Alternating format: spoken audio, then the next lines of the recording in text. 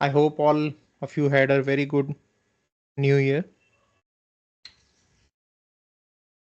A few days back, Dr. Arin, he asked me some questions regarding the potency and dosage. So I told him that we will be discussing it today.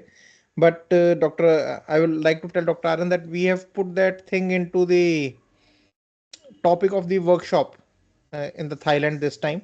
So we will discuss in detail because it is a question of many doctors who wanted me to talk about this dosage and potency, that where how we should give it.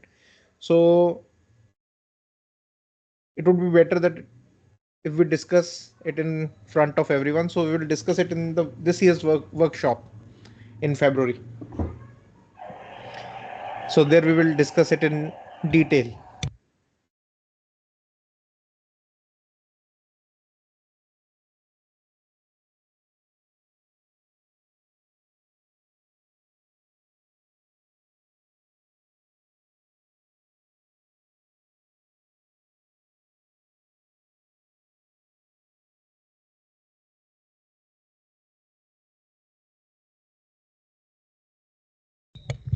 So we will continue with the organon. We have done till aphorism 148 last time. So we will continue with aphorism 149.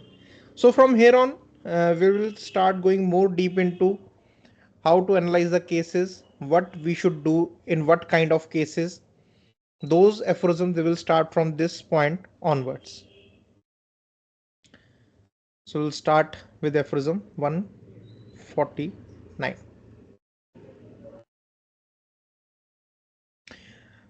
So aphorism 149.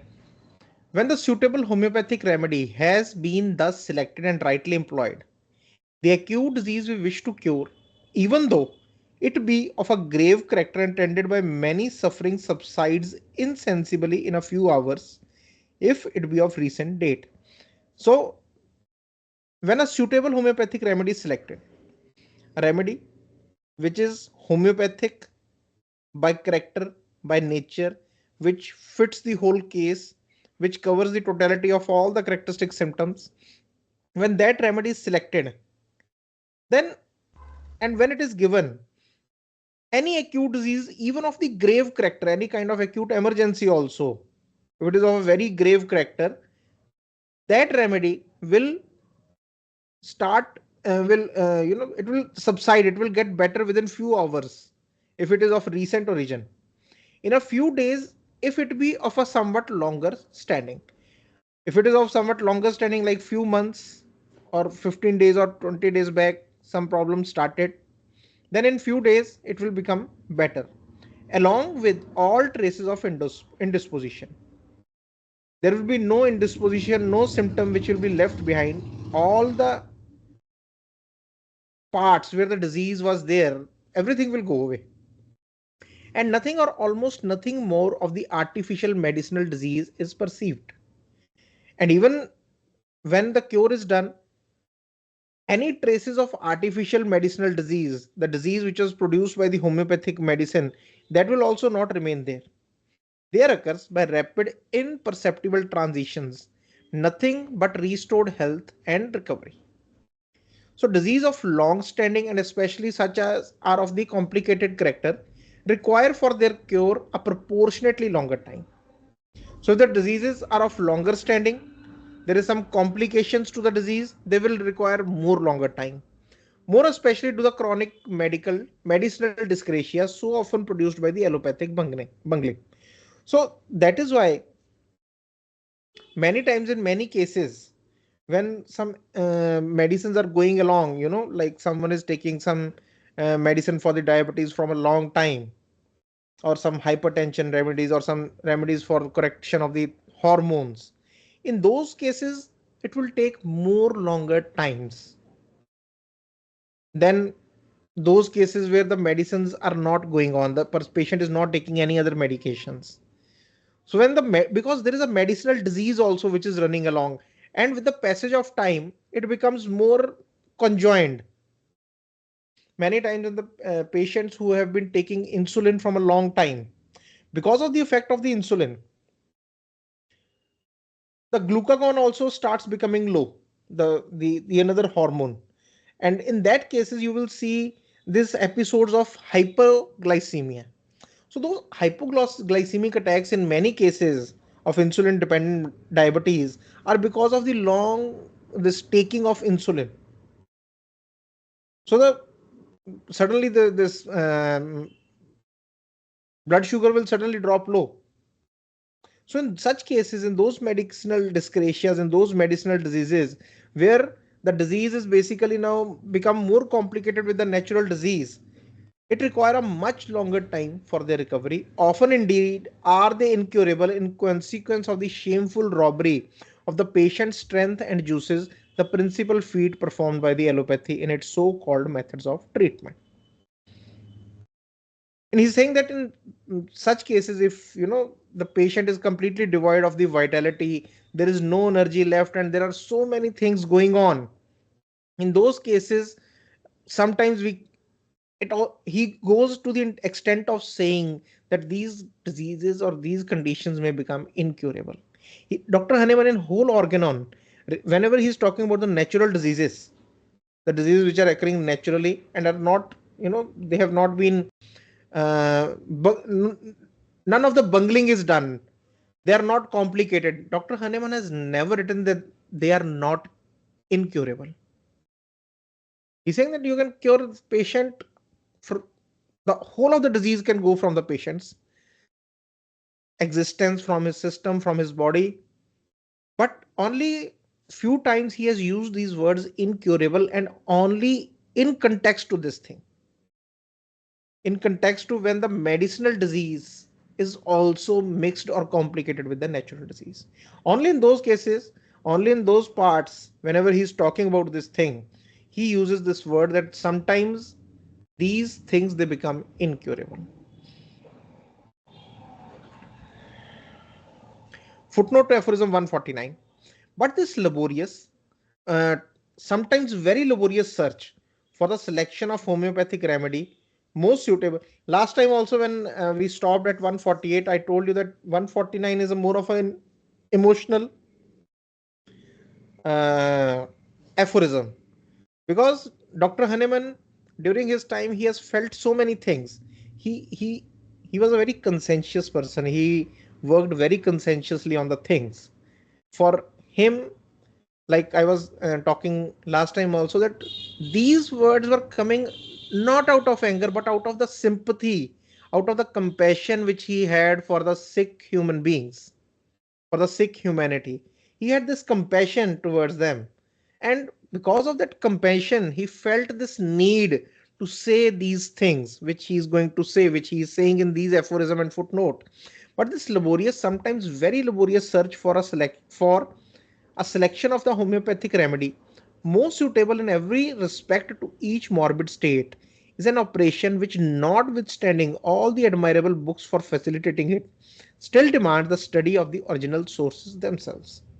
He's saying that there are many admirable books. There are books which are written on these topics nowadays by the doctors, but this is a very laborious task, finding the right remedy.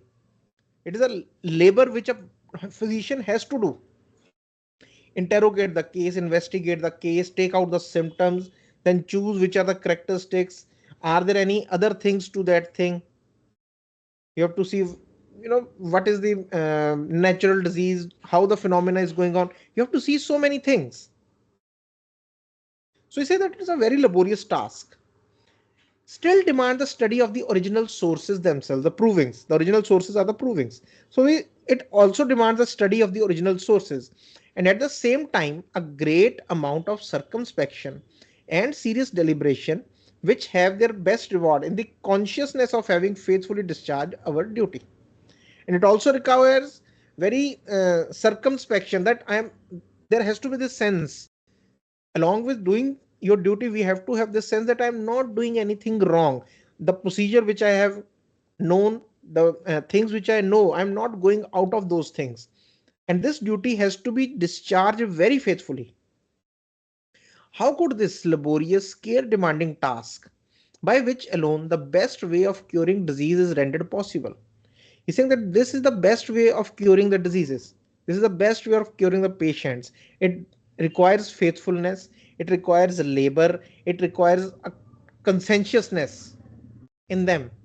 Please the gentlemen of the new mongrel sect, who assume the honorable name of homeopathists and even seem to employ medicines in form and appearance homeopathic, but determined upon by them anyhow, quid in bucum venit, and who, when the unsuitable remedy does not immediately give relief, in place of laying the blame on their unpardonable ignorance and laxity in performing the most important and serious of all human affairs, ascribe it to homeopathy.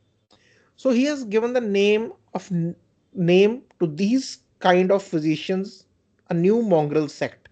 Mongrel sect is basically cross-bred dogs. The dogs which don't belong to the original breed, but they are of two different breeds. So they are called the mongrel sect. So Dr. Hahnemann in this footnote, he basically gives the example or basically relates them to those kind of crossbreeds whom he says that they have taken the honorable name of a homeopathist, that I am a homeopath.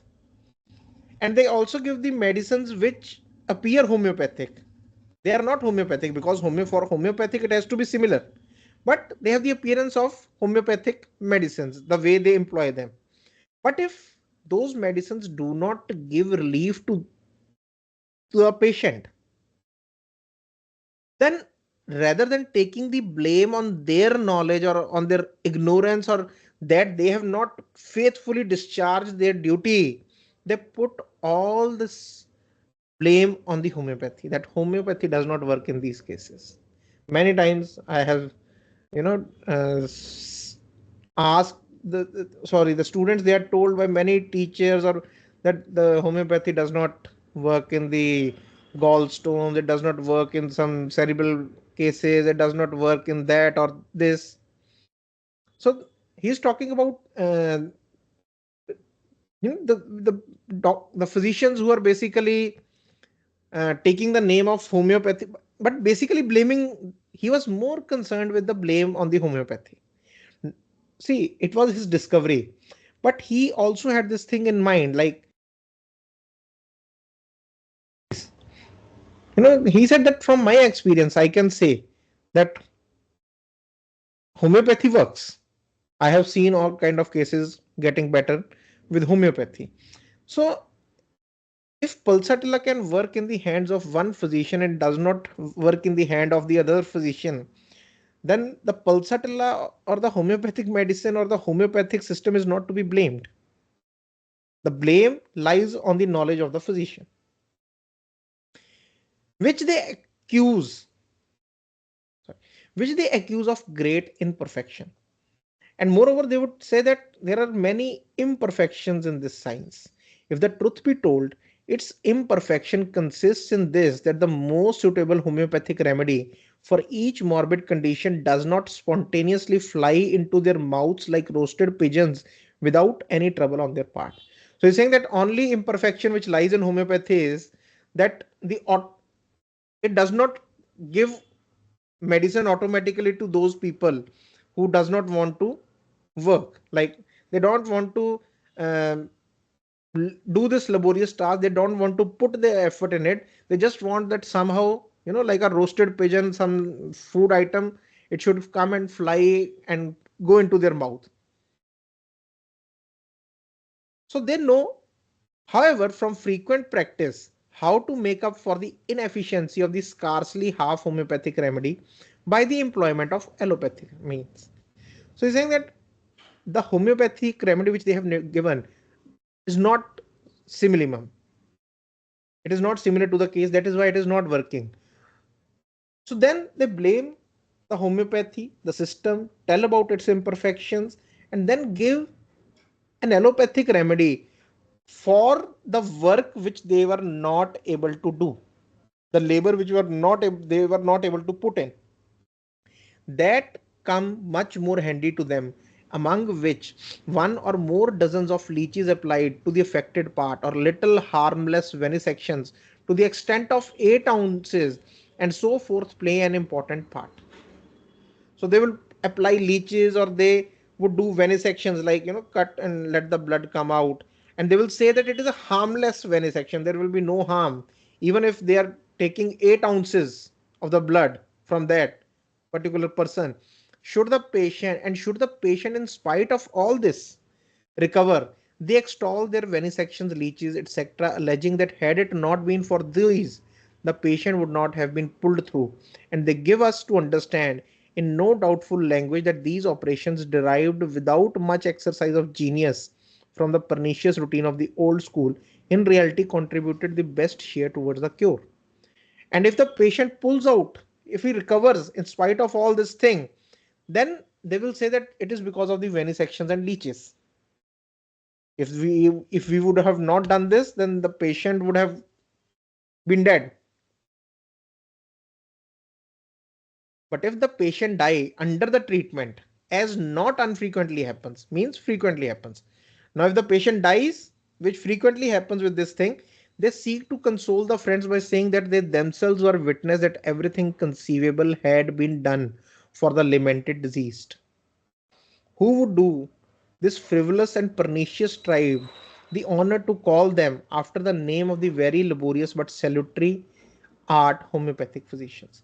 They say if the patient dies, then they will tell the friends or the family that they themselves have seen that everything which could be done have been done.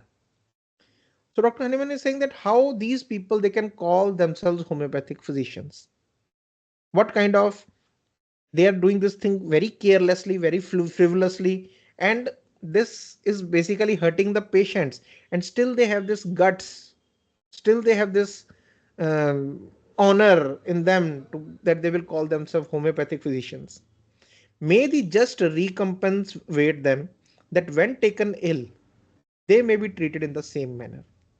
So it is more like a curse, or but it is a way of the nature, way of the universe, that whatever you sow, you will reap the same thing. So he's saying that whenever they get sick, let the recompense, the justice wait for them, and they should be treated in the same way as they have been treating their patients. So the thing to take from this aphorism, the thing to take from this particular footnote,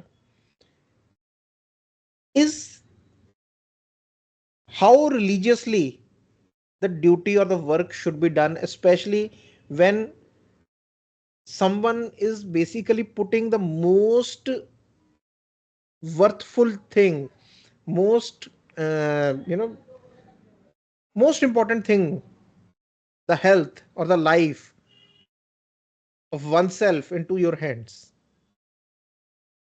I see it is many times we do not get the right remedy on the first meeting, second, third, fourth. It is okay, that is a different thing. That that just tells us that we don't know yet the level of the education or the level of the knowledge which we should have. That is not there. That is okay, that is okay. But once we say that we are homeopaths, once we say that I'm a physician, I should adhere to the basic meaning of being a physician. I should adhere to the basic task of being a homeopath. With 100% of my knowledge and the things I know, I should perform in that way. Yes, I would strive. We should strive that we should become more knowledgeable. We should know more. Will study more. We will have more experiences, and then, go with those things. But the basic thing, this whole thing, this is not a part of being homeopath. Dr. Vijayakar, he used to say that the limit and the scope of homeopathy is homeopath himself, the knowledge of the homeopath. What you can cure depends upon our knowledge. What we can cure depends upon how deeply we have understood our subject, how deeply we have understood our principles, how deeply and how much conviction, how much belief we have in this thing. Because once you start believing in it, once you start seeing patients getting better in front of you, then there is nothing left that you cannot believe. There is nothing left. because experience is the most prime thing. And once that has happened with you, then even then if you go back and say that then that is what he's talking about here. But once you have experienced once you have done it, once you have known it, that these things can be done, and then you are unjustly, from any kind of selfish reasons, if we are doing that, then he has given the name of the new mongrel sect to such homeopaths.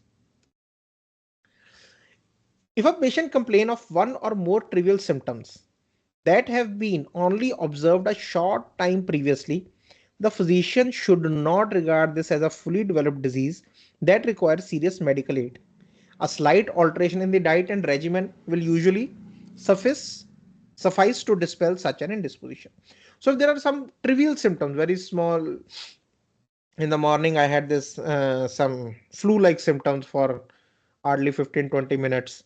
So those are trivial symptoms because of the cold weather, because of from going from a he, uh, hot room towards the external surroundings of the cold. You can have some trivial symptoms, but that is not a fully developed disease, neither acute, neither chronic. So that does not require any kind of medical aid. No medicine should be given for that. Only just an alteration in diet and the regimen and something in the routine will basically cure that indisposition. We call those things as indispositions. The things which don't require medicine. Even if the patient is little anxious about it, we can give placebo to them. But if the patient complain of a few violent sufferings, the physician will usually find on investigation several other symptoms besides, although of a slighter character, which furnish a complete picture of the disease. But if there are some violent sufferings, there is some cough which is going on, and you can see, you can hear that the patient is suffering, then that requires our medical attention. That requires that we give a medicine to the patient. But when we are going to give the medicine for that suffering, when we go for the case taking, we will find that there are many other symptoms which are although slight character, but they are there. The cough is not the only thing. There might be slight fever also. There might be slight pain in the throat also. You may feel that there is a little hoarseness of the voice. There may be some characteristic about thirst, some thermal, some sweating, some generals. So when we take all these things, that will complete the picture of the disease. The worst of the acute disease is so much the more numerous and striking symptoms is it generally composed. But with so much the more certainty may a suitable remedy for it be found. He is saying that worst of the acute disease, that in acute disease, what is the worst acute disease? Where there are numerous and striking symptoms. There are so many symptoms, and all the symptoms they appear striking. It is composed of. But the good thing about this thing is that the more the striking symptoms are there, the medicine which we will select, we will be more certain that it will work. Because when all the symptoms, all the striking symptoms are covered by a suitable remedy, we are very much confirmed, we are very confident that this medicine will work for sure. If there be a sufficient number of medicines known with respect to their positive action to choose from, and if we know sufficient number of medicines, because at that time of Dr. Hahnemann, he had proved lots of medicines, but he still felt that it is not sufficient. But now we have a very big array of medicines from where we can select. Among the list of symptoms of many medicines, it will not be difficult to find one from whose separate disease elements an antitype of curative artificial disease. So from all that list of symptoms, we have to match them with the antitype. Antitype means basically the similar of the curative artificial disease, very like the totality of the symptoms of the natural disease. So those totality of the symptom, all those list of symptoms of the medicines, they must match with the symptoms of the natural disease, may be constructed, and such a medicine is the desired remedy. And when we find that remedy, that is the most similar and the most desired remedy. In this search for the homeopathic specific remedy, that is to say, so now many times this specific remedy, homeopathic specific remedy, This is taken out of the context that in homeopathy there are specific remedies for specific diseases. No, there's a specific remedy for that condition of the disease of the patient in this specific case. That is what the specific remedy means, the homeopathic specific remedy. When he's saying homeopathic, that means a similar remedy, completely similar to the whole totality of the case. That is homeopathic, and it is specific for this particular this particular case. So when we are searching for this homeopathic specific remedy, that is to say, in this comparison of the collective symptoms of the natural disease with the list of symptoms of known medicines, in order to find among these an artificial morphic agent corresponding by similarity to the disease to be cured, the more striking, singular, uncommon, and peculiar signs and symptoms of the case of disease are chiefly and most solely to be kept in view. Now, what kind of symptoms have to be kept in view when we are searching for the homeopathic remedy? The symptoms which are striking. Striking means that it will strike you. Recently, few days back, a patient came, a lady. She's a tailor. She sews clothes, and she came for her problem of hypothyroidism and many other problems she had. So when her case taking was being done, during the case, she told, when we were asking about her sleep, she said that it depends. It depends upon the work. For example, I said that okay. He said that if I have done good work in that day, I have done very good work during the day, I feel that I should sleep. It is okay for me to sleep. But if I have not done good work in the day, or I have done less work during the day, I feel that she was talking that, when I have not done work, I don't deserve to sleep. Deserve to sleep? Sleep is something which is, a part of you. It comes. It is not something which you deserve or which you don't deserve. She said, if I have not done some work, I think that I don't deserve to take rest when I have not worked. What is the need for rest for me? So something strikes you. No one talks like this regarding the sleep. Okay, there might be sleepiness, there might be sleeplessness, but what it has to do with the deserving part? So it strikes you. Something which is peculiar, something which is strange will always strike you. And you stop. Okay, let me think about it, what it is. These kind of symptoms become the characteristic symptoms. Today also there was a case of a girl who was suffering from skin disease. So she had this, the mother said that she's always hungry. Like every 15-20 minutes, she wants to eat something. But she does not eat a lot. Like she will have a cookie, or she will put some, fruit into her mouth, and she will eat a little part of the fruit. But every 15-20 minutes, she's always searching for something. Now again, if a person is obese and he is eating like this, okay, we can understand. If a person is lean and he does not eat much, okay, we call these symptoms as common symptoms. Okay, no problem. But a lean person eating like this, and it is not a very canine hunger, she does not eat a lot. Like when she's in the school, she does not do like this. But as soon as she comes home, she will be, searching for something to eat. And the whole day, if it is a holiday, the whole day goes like this. She'll be searching for something to eat. So again, this becomes very singular symptom, very uncommon thing, very peculiar thing. But every 15 to 20 minutes, she wants to eat. This is nibbling hunger. We have a rubric, appetite nibbling. They just want to nibble. It is not hunger. It is more of an appetite that needs to be uh, appeased after every few minutes, after 15 minutes, 20 minutes. They just want to appease that appetite. So these kind of signs and symptoms, when they come, along with the other characteristic signs and symptoms, along with the other things, they basically tells us about that they are very helpful in the search for homeopathic specific remedy. So that I always say this thing, when you are going through the case, always have this thing in the mind that I am looking for things which are uncommon, which are peculiar, which are striking, which are singular. And if something like this comes to me, I will stop there. I will put it down uh, separately in a separate part in my case, and I will think about it when I have to analyze the remedy, when I have to find the homeopathic remedy, are chiefly and most solely to be kept in view.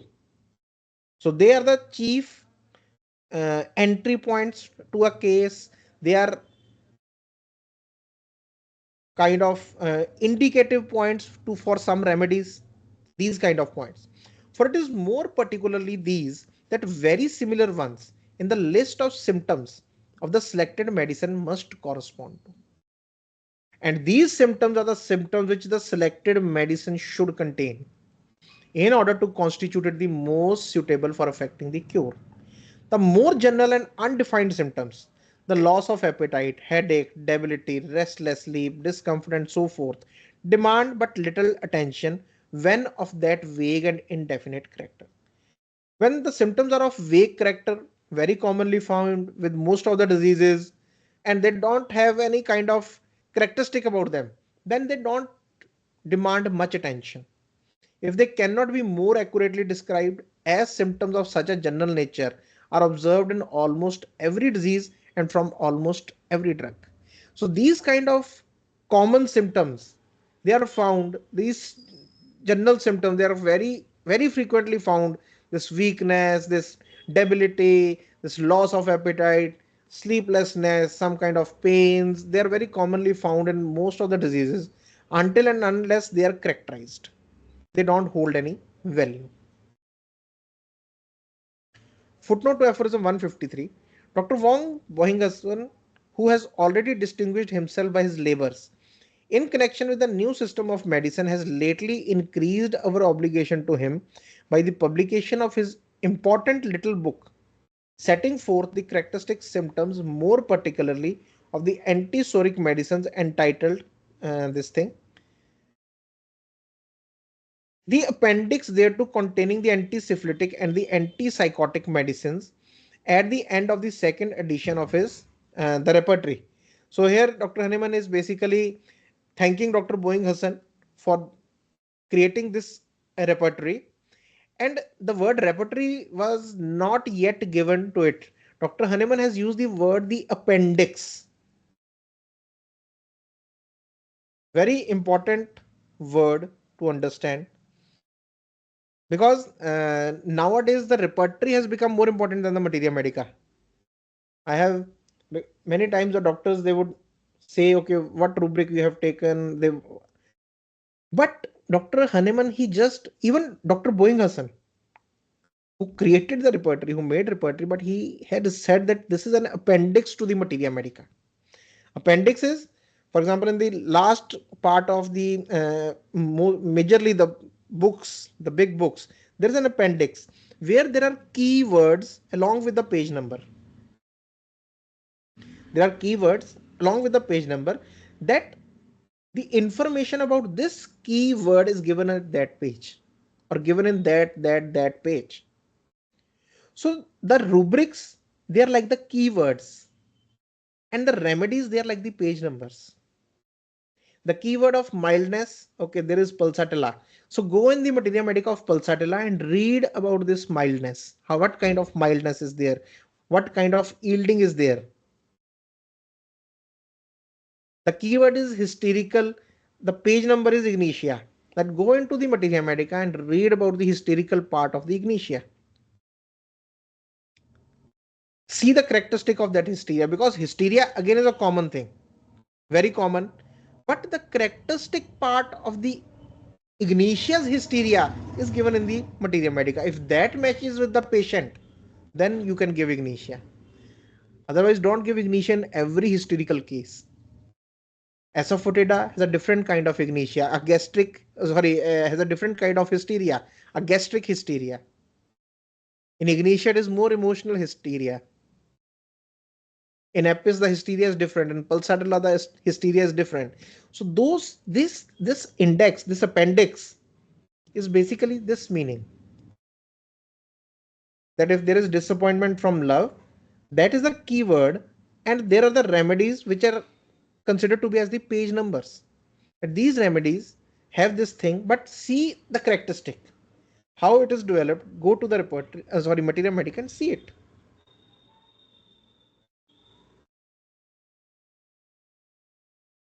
So this reverse kind of thing, which is there, kind of understanding the medicine from the repertory. I'm not saying that it cannot be done. It can be done, but after you have a lot of experience in Materia Medica, then it can be done. If someone is starting to understand the remedy only from the rubric, it is not possible. Then there are chances that we will make many, many, many mistakes. Yes, but once you have a sound knowledge of Netramure, once you have a sound knowledge of sulfur, then we can go through the rubrics, what more rubrics are there in sulfur, and try to make a this conjoin it with all the things you know about the sulfur, where it fits in. Then that becomes a more of a good thing. But only going from repertory or going from the meaning of the rubric and going for that is not I I don't think that is not the right way to learn homeopathy or learn Materia Medica. So today we will stop at aphorism 153. Next time we will continue from aphorism 154. So I always give importance to how we should study. What is the best way to study? And that is why this Organon, it helps you to understand how you have to go into the analysis of cases, also what is more important to take in the case, but also how you have to approach your Materia Medicas. That is very important. How to understand the Materia Medica, how to approach the Materia Medica.